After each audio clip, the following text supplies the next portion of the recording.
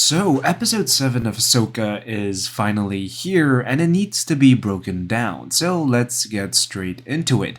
The episode starts on Coruscant where we can see a symbol on a building, and this is the symbol of the Coruscant Guard, which were originally used by the Coruscant Guards, so the red clone troopers during the Clone Wars and the era of the Empire.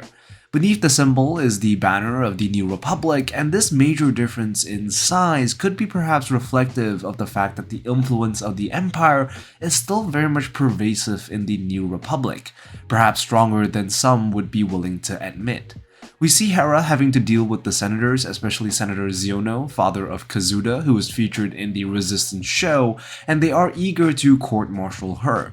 Next to him is none other than Admiral Ackbar, who does admittedly look a little different, although this might be more of a lighting thing. During the interaction, we get to see Captain Teva walking in, and Chopper, who is watching the proceedings as well. Hera mentions the threat of the imperial remnants, and we then hear Imperial remnant. Such a sensational term. Xiono basically rejects its entire existence, which ticks off Teva, who goes on to mention the events on Mandalore, specifically the events of Season 3 of The Mandalorian, which basically confirms that Mando must have communicated what occurred there to the New Republic, which isn't all that surprising considering that he is working as a gun for hire for the New Republic by the end of Season 3. Xiono dismisses the idea and states that Moff Gideon was a lone imperial warlord, which on the surface isn't so hard to believe, considering that the Shadow Council is very much still a mystery to most people. But before Syndulla can be court-martialed, a familiar voice enters the room, and it's none other than C-3PO. Voiced by the man himself, Anthony Daniels, C-3PO arrives representing Senator Leia Organa, and you can immediately tell how relieved Mon Mothma is at his arrival. C-3PO delivers a data script, and the transcript looks exactly like the same device used to store the Death Star plans. So instead of handing it to R2-D2 like last time, this time C-3PO gets to carry the message. That's also worth pointing out that much like Leia sent the Rebellion's last hope through R2, she now sends Hera's last hope through C-3PO using the exact same device. Just a cool little detail there. Leia uses her position as leader of the Defense Council to fabricate orders in order to give Hera an excuse to be on Seatos, and Xiono immediately dismisses C-3PO as a mere droid, a comment that Chopper immediately reacts to, so an interesting bit of droid solidarity there. Hera ultimately gets away with it, and in the background we can see some aurebesh, which translates to New Republic, Hall of Justice Docket, and there are some scrolling letters which likely list out the order of proceedings for the day. We cut to Ahsoka, who is training with Anakin's holo recording, and based on his outfit and hairstyle, we can deduce that the recording was made during the Clone Wars. Anakin mentions General Grievous, Asajj Ventress, and Count Dooku, and from the list, Ahsoka has only ever faced Grievous and Ventress. And Ahsoka's training using Anakin's recording goes a long way to show that she has embraced the fact that Anakin was once her master despite his eventual fall. There isn't really any guilt or shame in touching that subject matter. And with Anakin offering her words of wisdom, it really feels as though this was more of a call rather than a pre-recorded message. Ahsoka tells Huyang that Anakin made a total of these 20 recordings, one of them which we've actually seen in Rebels and was shown to Ezra by Ahsoka. Huyang tells Ahsoka that they're about to arrive, and as they exit hyperspace, the Purgles end up in an Imperial minefield.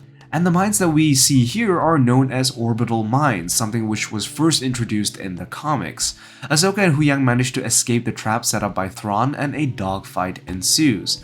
We cut to Thrawn and Enoch, and Morgan passes Ahsoka's information from the Inquisitorial database, referencing the Jedi Hunters of the Empire, and given that they had several encounters and run-ins with Ahsoka, you can bet that the database will be full of information. And you can see the moment Thrawn realizes who Ahsoka's master was, and this immediate recognition of Anakin stems from the fact that the two have met before.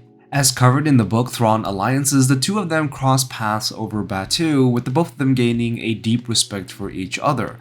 Another way to interpret this moment of recognition is that Thrawn immediately recognizes that any student of Anakin will be formidable in their own right, and he accurately deduces that Ahsoka will also be unpredictable and dangerous, so you can really interpret this either way or both.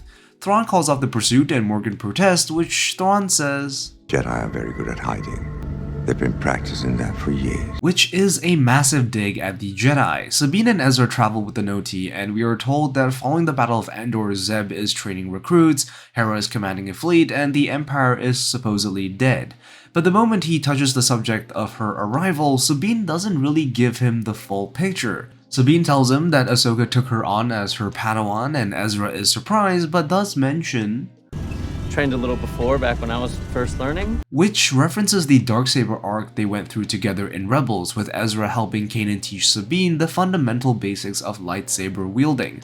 We cut back to Thrawn, who enlisted the help of the Great Mothers to locate Ahsoka, and they will likely be his primary weapon when fighting against the unpredictable nature of the Force and Ahsoka, allowing him to tap into abilities and methods previously unavailable to him.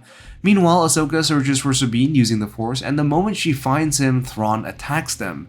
Baylan and Shin talk about the future, and Baylan decides that they should part ways as their goals no longer align. Baylan clearly recognizes that Shin craves the conventional idea of power and understands that she sees Thrawn's empire as a means to get it. Baylan offers her last words of wisdom. Impatience for victory will guarantee defeat. Shin and the Nomads attack the Noti, and Thrawn sends troops as reinforcements. As the Nomads attack, it's actually really interesting to see how the Noti have managed to survive this long. Even though Sabine points out that they are defenseless, the Noti's primary defenses are the thick cocoons themselves and the way they huddle around each other. Much like their organic form, that being a rock on their back, the Noti drive these vehicles that are clearly inspired by their own bodies. Ahsoka manages to land by jumping off the ship, and I presumed used the Force to cushion her landing. She comes up against Baylan's skull, and as they take their stances against each other, it becomes pretty apparent that their duel would be very different from the first time they faced.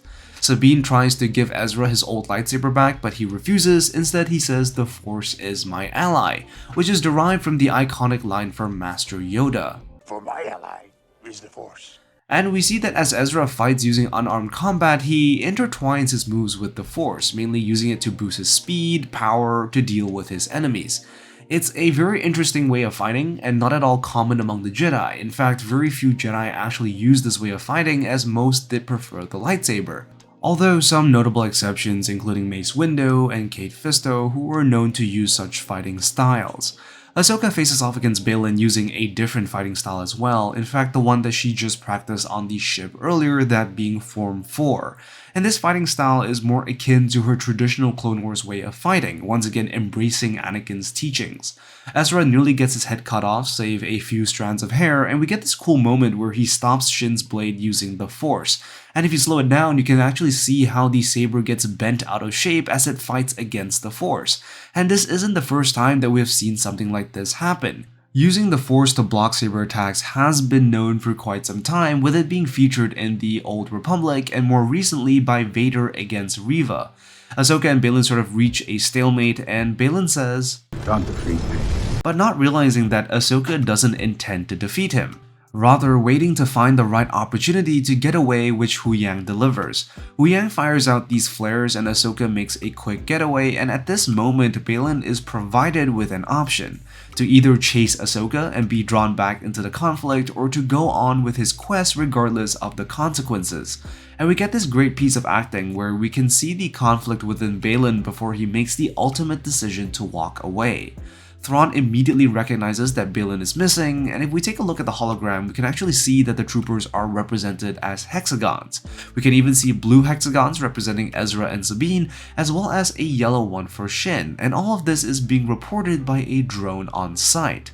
As Sabine and Ezra face off against Shin, it's actually really interesting to see how well they work together. All those years fighting for the rebellion immediately shows through how well they work with each other, and the badly thought out improvisation techniques. Wait! We could talk. Ahsoka comes to their rescue, and as she fights with Shin, you can immediately see how Ahsoka completely outclasses Shin. The three easily beat back the Imperials, and Thrawn makes the remark, Almost like the Jedi of old. and this got me really excited because it also made me realize that this is the first time we've seen three Jedi fight side by side with no non-Jedi in this sequel era. And this scene also harkens back to some of the Legends content where we have Jedi who didn't always fight with a lightsaber, but instead preferred to use guns or hand-to-hand combat. Thrawn signals a retreat and he finally lays out what he had planned all along. As Ahsoka is distracted trying to reunite with Sabine, Thrawn has been delaying them to buy time for the completion of loading the Night Sister cargo. And it's also worth mentioning that Thrawn's particular timing with attacking Ahsoka and re-engaging her as she ended up in the debris field was not done to try and get rid of her, but to distract her long enough so that they may leave them behind. In a way, Thrawn's first engagement wasn't really designed to win in the traditional sense, but to distract and gain valuable information in the way that Ahsoka and the rest fight and operate. So it remains to be seen how all this will play out as we move into the final episode. We see some aurebesh on the hologram, which translates to cargo load. The retreat ends up leaving Shin behind and Ahsoka offers her a chance to surrender, but she chooses to run instead.